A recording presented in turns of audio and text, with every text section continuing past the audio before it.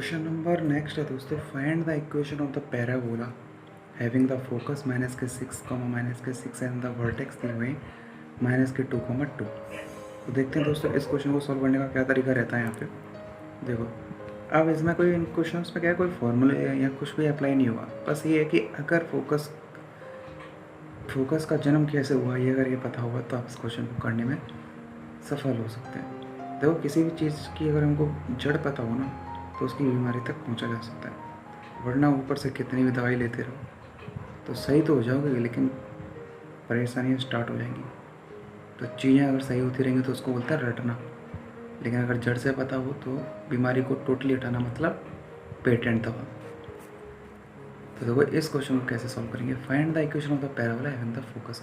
देखो, अगर मान के चलो फोकस जो है -6 से मतलब एक्स एक्सिस पर नेगेटिव साइड की तरफ है, तो कुछ फोकस पैराबोला इस तरीके का हो। पहली चीज़ तो ये देखो,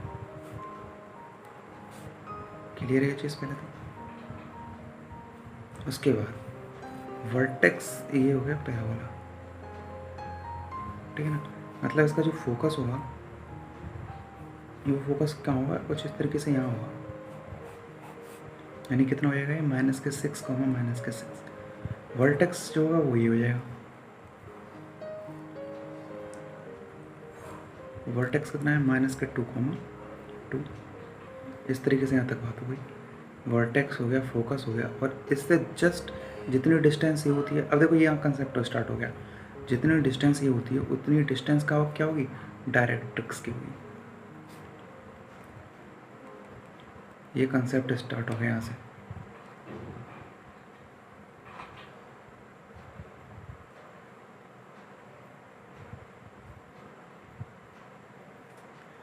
तो जितनी डिस्टेंस फोकस से वर्टेक्स के बीच की होगी उतनी डिस्टेंस वर्टेक्स से और डायरेक्ट्रिक्स के बीच में होगी। यहाँ से कंसेप्ट क्या हो गया, स्टार्ट हो गया।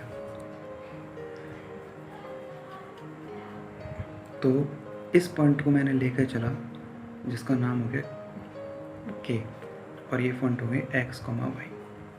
देखो क्वेश्चन कैसे होता है उसका तरीका स्टार्ट हो चुका है।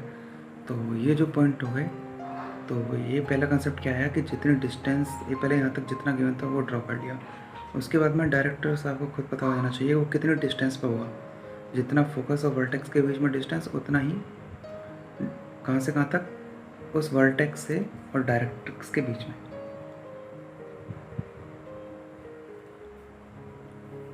पहली चीज़ तो ये। तो देखो इस पॉइंट को फाइंड करना है, मतलब एक पॉइंट क्या हो गया, मिड पॉइंट हो गया। तो इसको फाइंड करते हैं एक्स और वाई को। देखो एक्स और वाई क्या मिलेंगे, तो -6 प्लस के x divide by 2 equal to किसके इक्वल -2, एंड -6 प्लस के y डिवाइड बाई 2 किसके इक्वल 2। तो यहाँ से x इक्वल टू क्या मिल जाएगा 2, एंड y इक्वल टू क्या मिल जाएगा, y इक्वल टू मिल जाएगा 10, यानी कि 2,10 किसके हो गए, k के कोऑर्डिनेट हो गए। पहली चीज़ तो ये हो गई। अगर k के कोऑर्डिनेट ये हो गए, सपोज करना k के कोऑर्डिनेट ये हो गए, तो इसके बाद में क्या करेंगे कि ये जो लाइन है इस लाइन की, इसके बाद में k के हमको कोऑर्डिनेट मिल गए 2,10, यानी कि इसके। तो देखो डायरेक्ट्रिक्स की अगर इक्वेशन निकालनी होगी, क्योंकि देखो अगर हमको क्या है कि फोकस पता है और डायरेक्ट्रिक्स की इक्वेशन मिल जाए सपोज करना, तो हम पैराबोला का बेसिक फॉर्म लगा सकते हैं कि पैराबोला पर कोई पॉइंट P लेके x, y, उस पॉइंट की फोकस से डिस्टेंस और डायरेक्ट्रिक्स से जो डिस्टेंस होगी वो क्या होगी, सेम होगी, और पैराबोला की इक्वेशन मिल जाएगी, जैसा कि इससे पहले वाले क्वेश्चन में जस्ट किया है। बस अंतर कितना है कि हमको इस टाइम डायरेक्ट्रिक्स की जो इक्वेशन है वो फाइंड करनी है। तो ये जो पॉइंट हैं, इन दोनों पॉइंटों से मिलने वाली जो ये लाइन है उसका स्लोप हम निकाल सकते हैं, और उसके स्लोप से इस वाले स्लोप को निकाल सकते हैं। समझ में आ रहा है कैसे। तो देखो सबसे पहले ये वाला स्लोप निकालते हैं। तो एफ है जो लाइन है उसका स्लोप देखते हैं, तो क्या हो जाएगा y2 माइनस एफ यानी कि ये वाली जो लाइन है उसका slope y2 minus y1 upon x2 minus x1। तो y2 कितना है यहाँ पे 2 माइनस y1 यानी +6 और x2 कितना होगा -2 माइनस माइनस माइनस +6, क्या मिल जाएगा 8/4 यानी कि 2। कोई दिक्कत? देखो ये किसकी मिल गई, एफ ए की जो लाइन थी इसकी स्लोप मिल गई। अब इस स्लोप, इसका जो स्लोप है और परपेंडिकुलर ये वाला जो स्लोप है, यानी m1 अगर इसका स्लोप है और m2 इसका स्लोप है, इसका ले लिया मैंने m2 और इसका ले लिया m1, तो m1 into m2 equal to क्या होगा -1 और m1 मैंने अभी निकाल लिया, तो m1 कितना आया था 2 इंटू m2 इक्वल टू -1, मतलब क्या m2 क्या मिल जाएगा यहाँ से -1/2। बोलो चीज़ में नहीं आ रही क्या? तो क्वेश्चन का क्या है कि कैलकुलेशन करते रहो, लेकिन क्वेश्चन को फॉर्मेट समझ में आ रहा है मैं क्या बोलना चाह रहा हूँ कि अगर डायरेक्ट्रिक्स की इक्वेशन नहीं पता थी पहले तो जितनी डिस्टेंस पर ये था उतनी डिस्टेंस पर डायरेक्ट्रिक्स होगा, ये कंफर्म था। वहाँ मैंने पॉइंट ले लिया x, y, ये मिड पॉइंट हो गया ऐसा, क्योंकि डिस्टेंस है मैं दोनों तरफ से, तो इससे x y मिल जाएंगे। जब डायरेक्ट्रिक्स की कोऑर्डिनेट मिल गए जिस पर ये है, तो वहाँ से इसकी जो स्लोप थी इंटू इसकी जो स्लोप होगी, यानी कि स्लोप ऑफ द लाइन और परपेंडिकुलर, यानी इसकी m1 है इसकी m2 है, तो m1 इंटू m2 क्या हो जाएगा माइनस हो गया। ये कंडीशन होती है किसकी, परपेंडिकुलर की। पैरेलल की क्या कंडीशन होती है, अगर ये लाइन और लाइन एक और लाइन अगर पैरेलल हो तो उसकी कंडीशन होती है स्लोप में m1 इक्वल टू m2। जिन्होंने नहीं पता है, जिनको नहीं समझ में आ रहा, वो प्रीवियस लेक्चर देखें स्ट्रेट लाइन के। और तो यहाँ से मैं लगा दिया m1 m2, तो m2 क्या हो गया -1/2। ये जो स्लोप आया है m2, ये किस लाइन का स्लोप है, जो डायरेक्ट्रिक्स है, यानी कि जो परपेंडिकुलर लाइन है, यानी कि क्या है डायरेक्ट्रिक्स, उसका स्लोप है। पहली चीज़ तो ये, तो यहाँ तक समझ में आया। इसके बाद में तो वो जो लाइन है, अब वो जो लाइन थी मैंने बता रहा था, वो लाइन क्या करते हैं, परपेंडिकुलर डायरेक्ट्रिक्स, वो लाइन क्या है डायरेक्ट्रिक्स इक्वेशन, वो हम ले लेते हैं क्या है, उसकी जो इक्वेशन है वो हम लगाते हैं, फाइंड करते हैं। तो y माइनस के y1 किस पॉइंट पर ले रहा हूँ मैं, x, y पर, y1 पर नहीं, x1 और y1 पर ले रहा हूँ, ठीक है ना। जो डायरेक्ट्रिक्स इक्वेशन है वो किस पर ले रहा हूँ मैं, या फिर यार इसमें डायरेक्ट काम करो, सीधे लगा दो, y equal to mx plus के c, ये इक्वेशन में ले ली किसकी, परपेंडिकुलर वाली। तो y और mx प्लस के c, m दिया हुआ है कितना, y इक्वल टू m दिया हुआ है -1/2, यानी कि x/2 प्लस के c, ये इक्वेशन होगी। c फाइंड करना है। c फाइंड करने के लिए क्या करते हैं आप, देखो ये जो परपेंडिकुलर लाइन है वो किससे पास हो रही है, ये देखो किससे पास हो रही है, ये x, y, जो कि क्या लिए थे हमने 2,10 आए थे, मैंने निकाले थे। तो ये इस लाइन को कौन सेटिस्फाई करेगा, अगर कोई पॉइंट किसी लाइन पर प्रेजेंट होते हैं तो वो कोऑर्डिनेट्स उसको क्या करते हैं, सेटिस्फाई करते हैं। दिस मीन इस डायरेक्ट्रिक्स की इक्वेशन पर 2,10 क्या करेंगे, सेटिस्फाई करेंगे वो। और वो लाइन कौन सी हो गई, ये हो गई जो मैंने अभी फाइंड की थी। 2,10 को उसमें सेटिस्फाई कर दूंगा, तो 2 इधर लिख दूंगा, क्या मिल जाएगा 2/2 प्लस के c, दिस प्लस c क्या मिल जाएगा यहाँ से, तो ये 1 हो गया, यानी कि 11 मिल गया। क्या मिल जाएगा यहाँ से, c 11 मिल गया। देखो c अगर 11 मिल गया तो इक्वेशन क्या हो जाएगी, देखो माइनस के x और इधर ये देखो 2 से मल्टीप्लाई कर दिया 2y, और ये कितना हो गया 2c, ठीक है ना। तो देखो इधर को x को लेके चल लेता हूँ, तो देखो x प्लस के 2y और इधर 2c मतलब माइनस के 11 इंटू 2 यानी 22 इक्वल टू 0। क्या मिल जाएगा, x प्लस के 2y माइनस के 22 इक्वल टू 0। ये किसकी कोई इक्वेशन होगी, डायरेक्ट्रिक्स की इक्वेशन होगी। अब सब चीज़ हमको फाइंड होगी, डायरेक्ट्रिक्स की इक्वेशन है, फोकस पॉइंट है, और according to the parabola condition. क्या कंडीशन, कि अगर मैंने कोई पॉइंट ले लिया पैराबोला पर x, y, तो इस पॉइंट की focus distance is equal to directrix से जो डिस्टेंस होगी क्या होगी, सेम होगी। जिनको नहीं समझ में आ रहा है वैसे जस्ट पहले वाला क्वेश्चन देखें, वो वाला यहाँ से स्टार्ट हो चुका है क्वेश्चन। अब तो यही पैराबोला की क्या हो जाएगी, इक्वेशन आ जाएगी यहाँ से। क्या, इस पॉइंट की फोकस से दूरी, फोकस के पॉइंट क्या क्या है, फोकस के पॉइंट है -6 और -6, मतलब डिस्टेंस फार्मूला लगा देंगे, यानी कि डिस्टेंस फार्मूला क्या, y2 माइनस के y1 या x2 माइनस के x1। तो x, y से डिस्टेंस ले लेता हूँ मैं फोकस से, फोकस का पॉइंट है -6, देखो क्या मिल जाएगा यहाँ से, x माइनस के x1 यानी +6 का होल स्क्वायर प्लस के y माइनस के y1 यानी +6 का होल स्क्वायर, इसका complete root is equal to, ठीक है। और इस पॉइंट की डायरेक्ट से डिस्टेंस, तो क्या हो जाएगी डायरेक्ट से डिस्टेंस, इसको सेटिस्फाई कर देंगे तो क्या मिल जाएगा, x प्लस के 2y माइनस के 22 अपॉन रूट x का कोफिशिएंट का होल स्क्वायर यानी 1 का स्क्वायर प्लस y के कोफिशिएंट को होल स्क्वायर यानी 2 का स्क्वायर, और इस पूरे को सॉल्व करने से क्या मिल जाएगी, पैराबोला की इक्वेशन मिल जाएगी।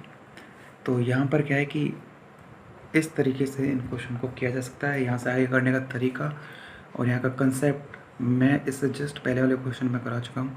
जो को समझ में नहीं आया हो वो इससे जस्ट पहले वाले क्वेश्चन को ज़रूर देखें। जैसे मैं यहाँ तक की जो कहानी थी डायरेक्ट्रिक्स तक निकालने की, ये कंसेप्ट इस क्वेश्चन का नया था। और जब डायरेक्ट्रिक्स गिवन हो, फोकस गिवन हो, तब पैराबोला फाइंड कैसे किया जाता है, इससे जस्ट पहले वाला क्वेश्चन है, उसमें क्या होता है वो मैंने डिटेल में बताया था यहाँ पे, तो उसको देख सकते हो आप। और यहाँ से मैंने दोबारा बता देता हूँ एक बार, अगर डायरेक्ट्रिक्स गिवन हो, फोकस गिवन हो, तो उसको फाइंड करने का तरीका होता है कि उस पैराबोला पर क्या ले लो, कोई पॉइंट ले लो x, y, ठीक है ना। x, y से उस फोकस की डिस्टेंस ये इज इक्वल टू डायरेक्ट्रिक्स की डिस्टेंस जो होती है वो इक्वल होती है।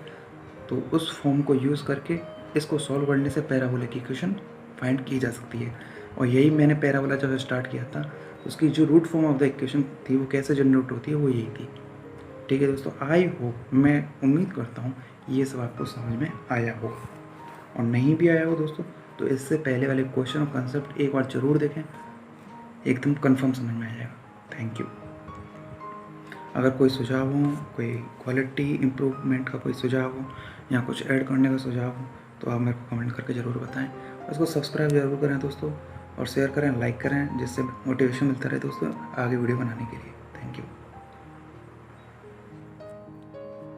देखो दोस्तों, अब तक पैराबोला में पढ़ा था हमने, क्वेश्चंस चल रहे हैं पैराबोला के, किस तरीके से डिफरेंट टाइप्स क्वेश्चन पूछे जा सकते हैं पैराबोला में। और मैंने सिर्फ ये था दोस्तों कि अब तक एक पहला सेकंड जो 2 क्वेश्चन कराए थे स्टार्टिंग के, वही मैंने थोड़ा इजी कराए थे। उसके बाद मैं लेवल स्टार्ट कर दिया है, तो घुमा फिरा कर एक्सट्रीम लेवल तक जो क्वेश्चन पूछे जाएंगे वो मैं आपको बता रहा हूँ।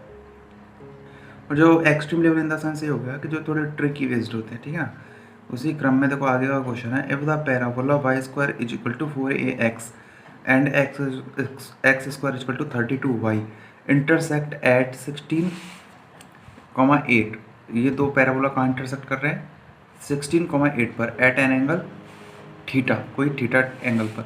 तो हमको वही क्या फाइंड करना है, एंगल फाइंड करना है। पहली चीज़ तो ये देखो, 2 पैराबोला दिए हुए हैं एक तरीके से, कौन से, y² equal to 4ax and x² equal to 32y, ये 2 दिए हुए हैं।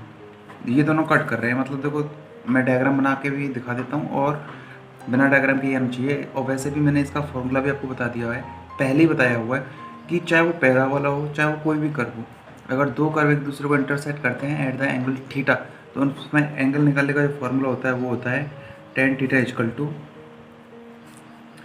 m1 minus m2 upon 1 plus के m1 इंटू m2। ये फॉर्मूला होता है हमेशा। क्लियर है ये चीज़। तो बस इसमें देखो सबसे पहले m1 निकालना है। m1 मतलब स्लोप होता है, और slope in the form of the बहुत सारे फॉर्मूले होते हैं। कोऑर्डिनेट फॉर्म होता है कि y2 माइनस के बाद अगर x1 y1 x2 y2 दी हुई तब निकालने का फॉर्मूला दिया होता है। लेकिन स्लोप जो होता है अगर किसी कर्व का निकालना होता है ना, तो उसका जनरल चीज़ क्या होती है, स्लोप। किसी भी चीज़ का डिफ्रेंसिएशन जो होता है ना, वो ही उसका क्या होता है, स्लोप होता है। तो देखो यहाँ पर क्या है, y² इक्वल टू 4x, इसका मैंने ले लिया m1 और इसका मैंने ले लिया m2। क्लियर। देखो m1 क्या आएगा, m1 आएगा इसका क्या, डिफ्रेंसिएशन, यानी कि देखो 2y dy by dx, clear, equal to x का कितना जाएगा 4x। जिनको डिफ्रेंसिएशन समझ में नहीं आता है, तो वैसे आता ही होगा यार, 11-12 में पढ़ा हुआ होगा, और आगे के जितने भी लेक्चर आएंगे जब ये चलेगा कैलकुलस, तो मैं हाँ इसको समझाऊंगा डिफ्रेंसिएशन, वो भी बहुत इजी तरीके से, ठीक है ना। लेकिन अभी के लिए देख लो बस इतना कि y का करेंगे तो कितना 2 आ गया जाएगा, 2y और dy बटे dx, कितना बचा ऊपर, 2 आने से 1 बचा, तो 2y dy dx, और x का क्या है 1 है तो 0 हो जाएगा, तो यानी 4a ऑलरेडी, और x की पावर 0 यानी कि x 0 यानी 1, तो 2y dy dx equal to 4a, वही मैंने यहाँ लिखा है, ठीक है ना। तो यहाँ से dy dx कितना मिल जाएगा, यही क्या होता है, स्लोप होता है। dy dx मतलब ही स्लोप होता है। कितना मिल जाएगा, देखो 2 से 2 कैंसिल हो जाएगा, तो 2a अपॉन y हो जाएगा। क्लियर। अब ये जो इंटरसेक्ट हो रहा है कहाँ पर होता है, कहाँ पर हो रहा है एज अ क्वेश्चन में, ये हो रहा है एट पॉइंट 16,8 लिखा हुआ है ना, देखो यहाँ। तो जिस पर भी पॉइंट पर है वो उसको सेटिस्फाई कर देंगे यहाँ पे। तो देखो dy बाई dx 16,8 पर इसकी जो m1 की वैल्यू आएगी वो क्या आ जाएगी, यानी y क्या दिया हुआ है 8, x का कुछ है ही नहीं तो 8 दिया होता है, यानी कितना हो जाएगा ये a/4, क्या हो जाएगा ये a/4, 2a/4 यानी a/4, 8 हो जाएगा तो 2 से 2 यानी 4। क्लियर है ये यहाँ तक पहले तो। अब a की बात करते हैं तो a क्या मिल जाएगा, देखो y स्क्वायर इक्वल टू क्या दिया हुआ है यहाँ पे 4ax दिया हुआ है, यार 4x नहीं ये 4x है, ठीक है ना, a नहीं है ये क्या है x है, क्योंकि a तो मैंने जनरल फॉर्म लिख दी गलती से, 4x है। तो 4x को मैं कंपेयर करूँगा 4ax के साथ में, तो यहाँ x देखो यहाँ पर क्या था 4 इक्वल टू कितना है 4ax के साथ में जनरल फॉर्म के साथ में कंपेयर करने में क्या मिलेगा, देखो 4 इक्वल टू x का कोफिशिएंट यानी 4, तो a इक्वल टू क्या मिल जाएगा 1, तो यहाँ रख दूंगा क्या मिल जाएगा 1/4 मिल जाएगा। तो ये किसकी वैल्यू आ गई m1 की वैल्यू आ गई। क्लियर है ये चीज़ यहाँ तक।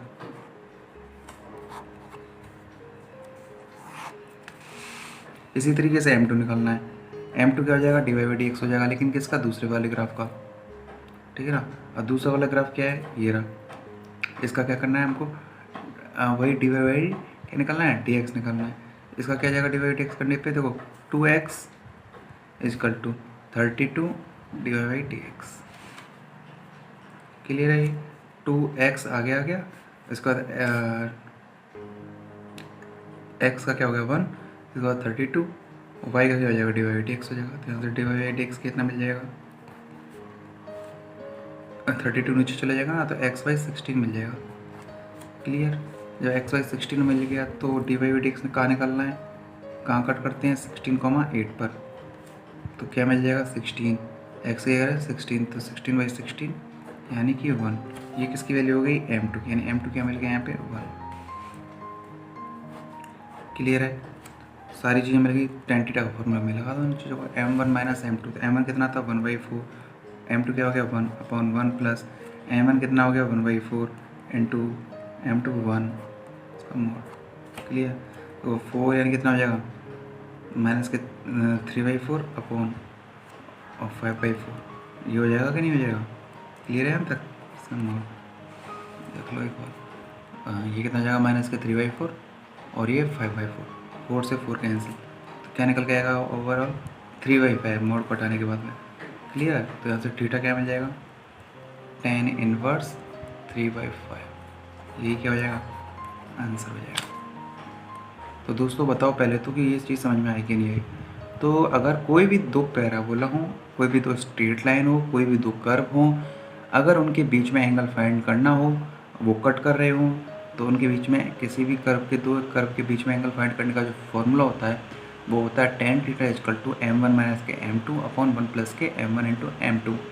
और कट करने के लिए भी मिनिमम से मिनिमम कितने होने चाहिए कर्व, 2 ही होने चाहिए, तभी तो बनेगा कोई ना कोई एंगल। तो उसमें m1 निकाल लो, m1 निकालने के लिए बहुत सारे फॉर्मूले हो जाते हैं आपको पता ही है, और लेकिन सबसे बेसिक जो होता है जो जनरेशन फॉर्म होती है वो क्या होती है dy/dx करने से क्या मिलता है स्लोप मिलता है, और जिस पॉइंट पर कट कर रहे हैं उस पॉइंट से उसको सेटिस्फाई करा दो तो m1 मिल जाएगा, m2 भी सेम ऐसे मिल जाएगा। अगर कोऑर्डिनेट फॉर्म दी हुई है, 2 कोऑर्डिनेट दिए हुए हैं और 2 पॉइंट दिए हुए हैं, तो वहाँ पर स्लोप निकालने का फॉर्मूला y2 - y1 अपन x2 - के x1 हो जाएगा। तो महारत हासिल कर लो भैया इसमें कि किसी भी तरीके से क्वेश्चन आ जाए, लेकिन घुमा फिरा के भी आ जाए, किसी भी तरीके से आ जाए, आपको सारे कंसेप्ट आना चाहिए। क्लियर है, जैसा डॉक्टर दवा देता है ना, जब उसको खूब सारा एक्सपीरियंस हो जाता है तो क्या बार बार किताब खोलने की ज़रूरत थोड़ी ना पड़ती है उसको। तो कोई भी मरीज आता है तो सीधे वो दवाई लिखता है, तो कोई किताब लेके तो बैठा नहीं रहता। तो बस वही कंडीशन हो जानी चाहिए आपकी भी प्रैक्टिस करते करते दोस्तों।